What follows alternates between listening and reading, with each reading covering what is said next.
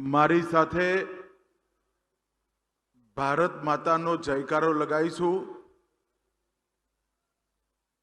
સૌ બહેનોને મારી વિશેષ વિનંતી છે કે તમારો અવાજ આજે મોદી સાહેબ સુધી પહોંચવો જોઈએ કે બનાસકાંઠાની બહેનો ભારત માતા કી જય બોલે। સૌ લોકો મારી સાથે બંને હાથ ઉઠાવે, જરા ઉઠાવો બંને હાથ। બનાસકાંઠાને સમૃદ્ધ કરવાના સંકલ્પની મુઠ્ઠી ભીંચી પ્રચંડ અવાજથી બોલીએ, ભારત માતા કી, ભારત માતા કી। મંચ પર ઉપસ્થિત ગુજરાત વિધાનસભાના અધ્યક્ષ, બનાસ જિલ્લા ડેરીના પ્રમુખ અને મારા મિત્ર श्री शंकरभाई चौधरी साहेब, सहकारिता मंत्रालय में हमारा साथी श्री कृष्णपाल गुर्जर जी, श्री मुरलीधर माहौल जी,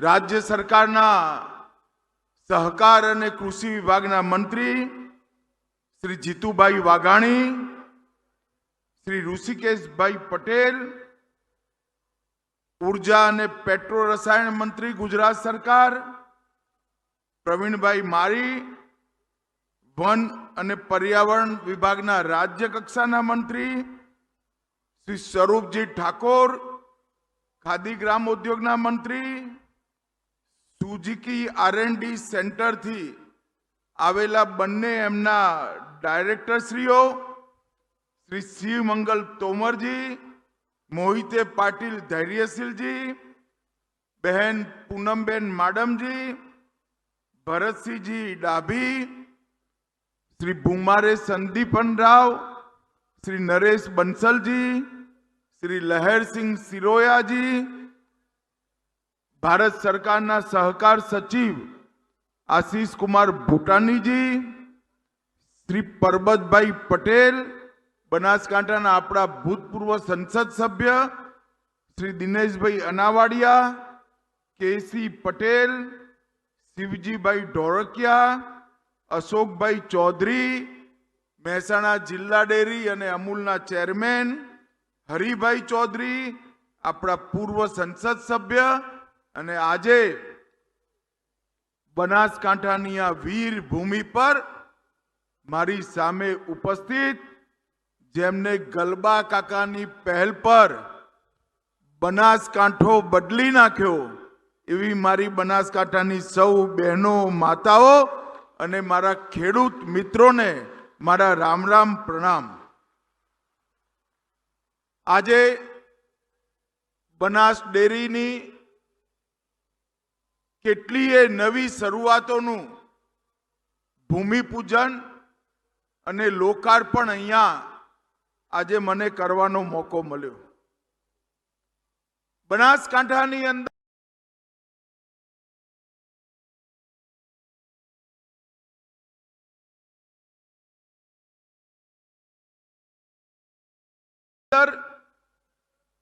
ગલબાભાઈએ જે યાત્રા શરૂ કરી એ યાત્રા ધીરે ધીરે ધીરે વધતા વધતા 400 રૂપિયાનું दूध ભરાતું एमाथी 24,000 करोड़ ना वेपार सुधी पहुंची जे। 24,000 करोड़ ना अहींया बहनों बैठी छे। हूँ देशभर में ज्यां जाऊं छूं त्यां कहूं छूं के गुजरातनी बहनोए गुजरातना गामडाने समृद्ध करवानुं काम मारी गुजरातनी माताओ बहनोए कर्युं छे। एमने आगळ वधारवुं। अहींया बैठेला सौ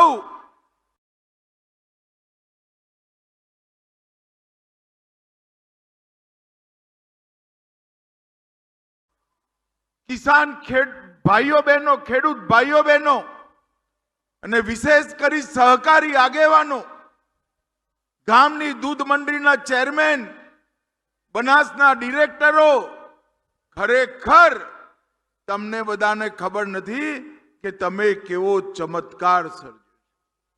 24,000 કરોડની એક કંપની ઊભી કરવી હોય તો કોર્પોરેટને પણ પરસેવા છૂટી જાય. મારી બનાસની બહેનો અને મારા ખેડૂતોએ જોતામાં 24,000 કરોડની કંપની ઊભી કરી. અને આજે હું મારી સાથે દેશની સંસદના બંને સદન, લોકસભા અને રાજ્યસભા, એના પ્રતિનિધિઓને લઈને આવ્યો છું. 2 દિવસથી એ લોકો અહીંયા છે. અને જાન્યુઆરીમાં દેશભરની બધી ડેરીના 250 ચેરમેન અને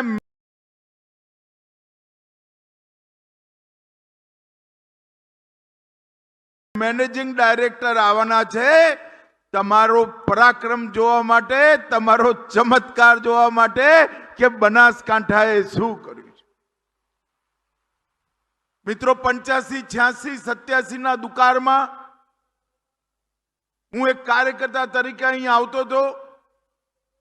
લૂ વાય, ગરમ લાય, પવન, અને માણસને શરીરનું બધું પાણી વરાળ બનીને ઉડી જાય એવું વાતાવરણ હતું.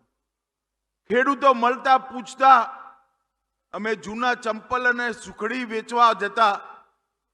જ્યાં સરકારી કામ ચાલતું, ત્યાં ચોકડીઓ પાડવાનું કામ ચાલતું, ત્યાં અને પૂછતા કેટલી ખેતી થાય. આકાશી ખેતી એક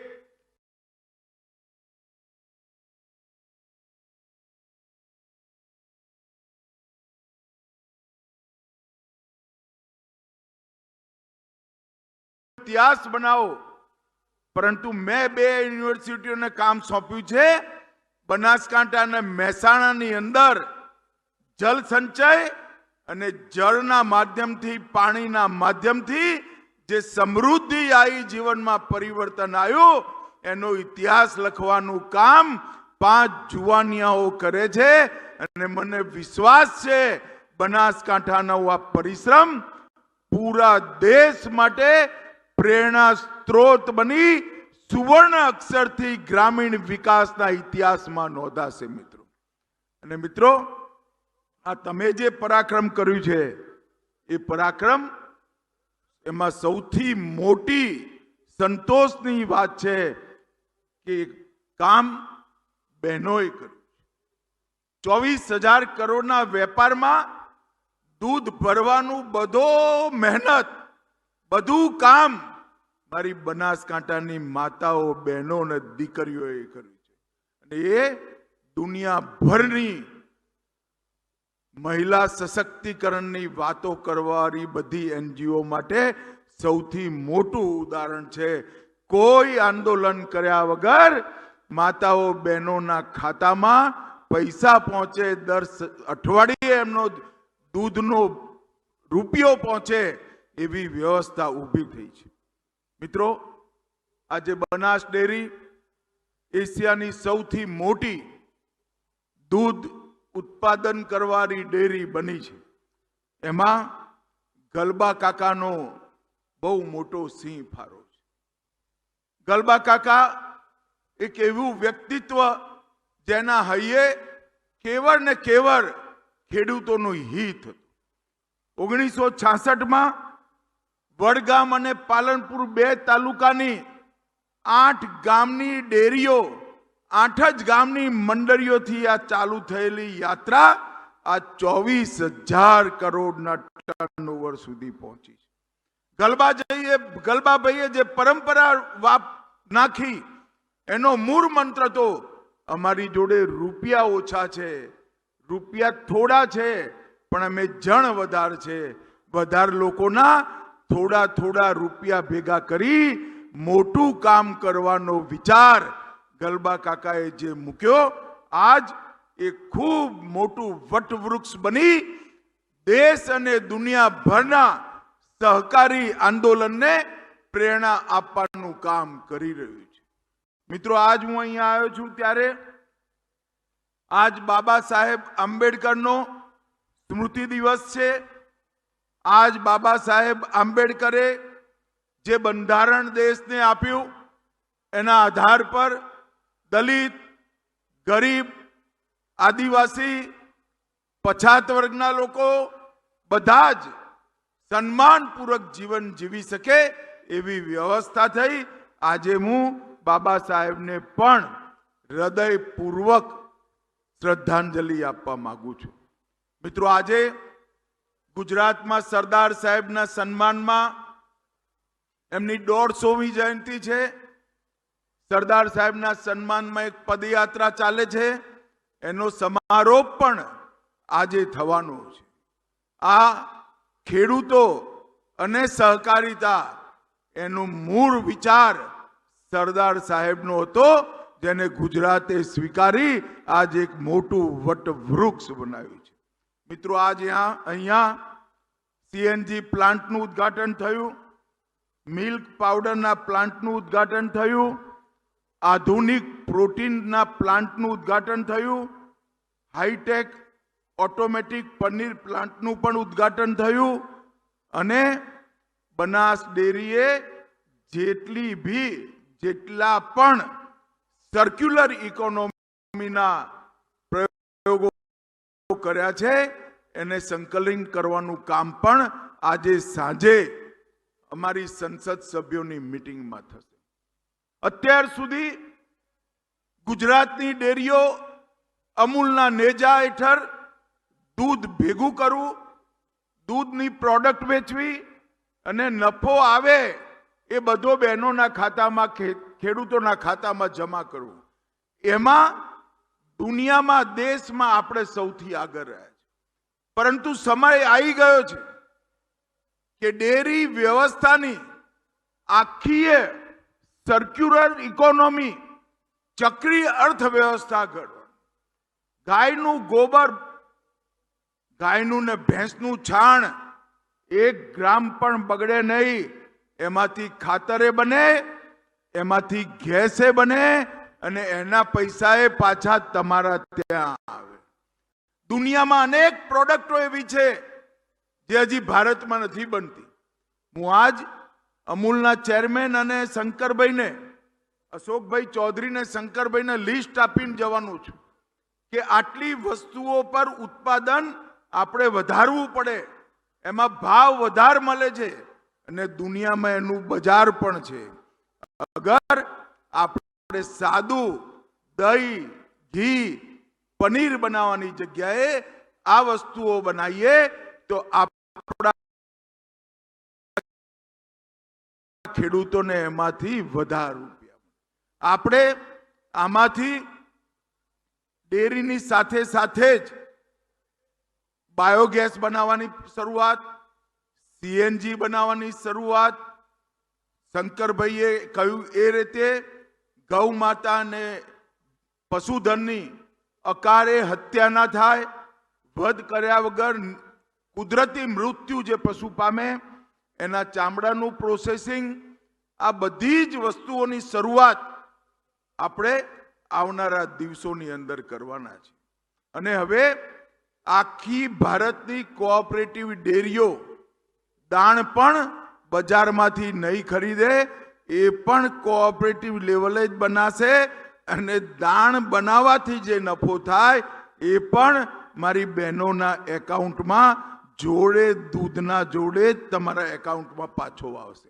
આ પ્રકારની આખી વ્યવસ્થા, એના માટેની ટેકનોલોજી અને એના માટેનું ફાઇનાન્સની વ્યવસ્થા ભારત સરકારે નરેન્દ્ર મોદી સાહેબના નેતૃત્વમાં કરી છે।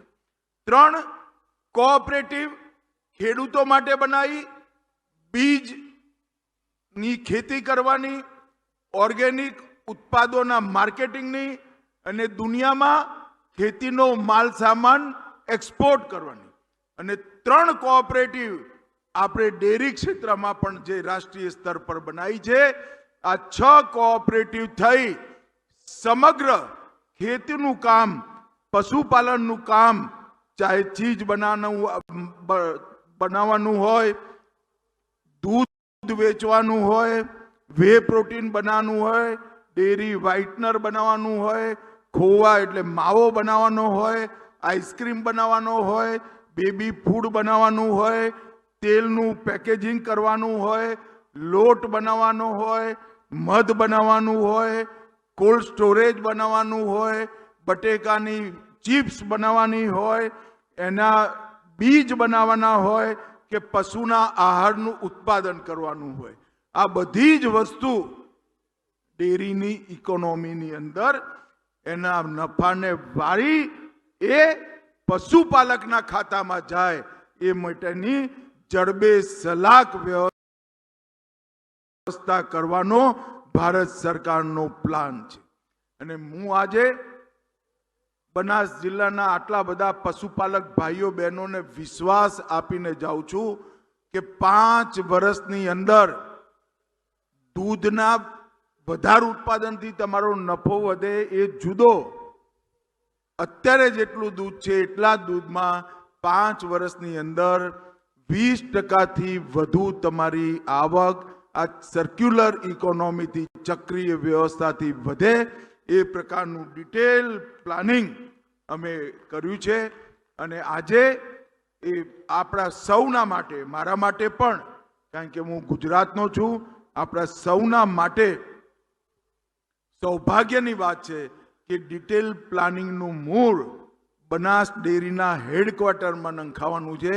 ત્યાં આગળ જ મીટિંગ છે અને અહીંયા જે નિર્ણયો થશે એ બનાસકાંઠાની જેમ આખા દેશના પશુપાલકો અને ખેડૂતોની આવક વધારવાનું કામ થશે એનો મને વિશ્વાસ છે.